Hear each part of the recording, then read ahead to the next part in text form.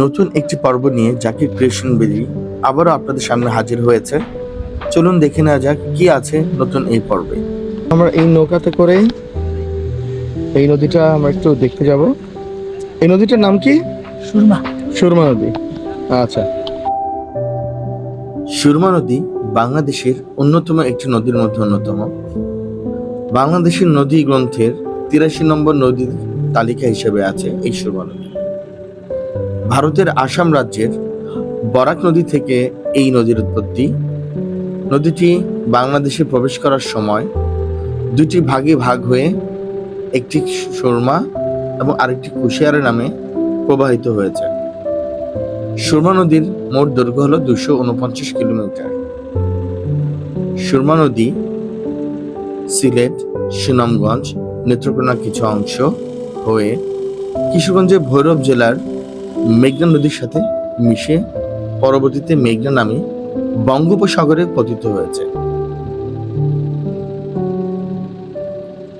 সিলেট জেলার গোলাপগঞ্জ উপজেলার অন্তর্গত আমরা আজকে সুরমা নদীটি দেখতে বের হয়েছি।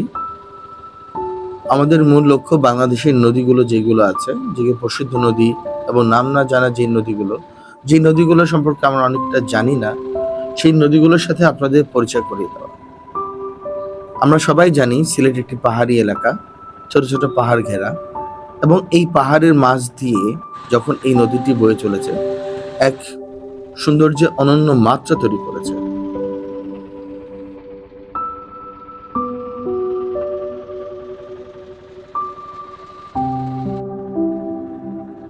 সিলেট অঞ্চলে আগে এক ধরনের নৌকা দেখা পাওয়া যেত, যেটিকে বলা হতো পাতাম।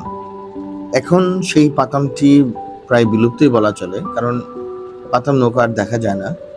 তার জায়গায় দখল করে নিয়েছে এই সরু শ্যালো নৌকাগুলো, যা দ্রুত গতিতে চলে, পাতামের মতো এতটা দুর্বল নয়।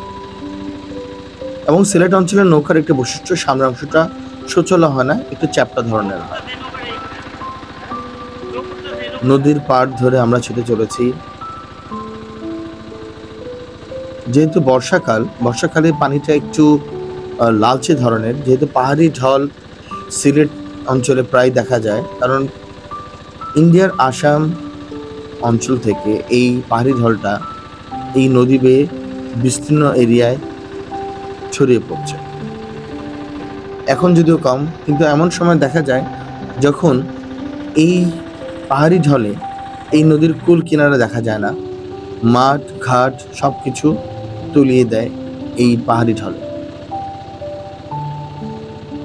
২-৩ বছর আগেও এরকম একটি পাহাড়ি ঢল হয়েছিল, আমরা সবাই জানি সিলেটে বন্যা হয়েছিল। তখন কিন্তু এই অঞ্চলের রাস্তাঘাট থেকে সবকিছুই ডুবে গিয়েছিল এই সুরমা নদীর জলে।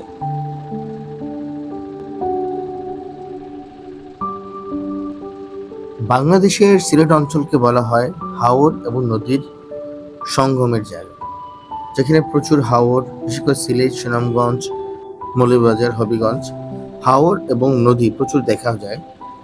এই নদীগুলোর যদি আপনারা সৌন্দর্য দেখতে চান, তাহলে শুধু টিভিতে না দেখে বা ইউটিউবে না দেখে আপনাদের আসতে হবে এই নদীগুলোতে, এবং বুক ভরে নিঃশ্বাস নিতে হবে নদীর তাজা বাতাস, এবং দু চোখ ভরে দেখতে হবে নদীর সৌন্দর্য, এবং উপভোগ করতে হবে নদীর টাটকা মাছ।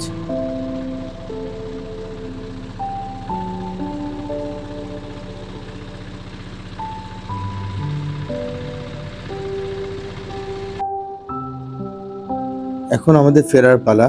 আমরা আবার গোলাপগঞ্জ ঘাটের দিকে যাচ্ছি। কিছুটা সময় নদীর বুকে কাটিয়ে কিছু সৌন্দর্যটা গায়ে মেখে আমরা ছুটে চলেছি এখন আবার সেই কর্মব্যস্ত দিনের পথে। যতটুকুই দেখলাম ততটুকুই দেখে আমি মুগ্ধ হয়েছি। পাহাড়ের বুকে এত সুন্দর একটি নদী।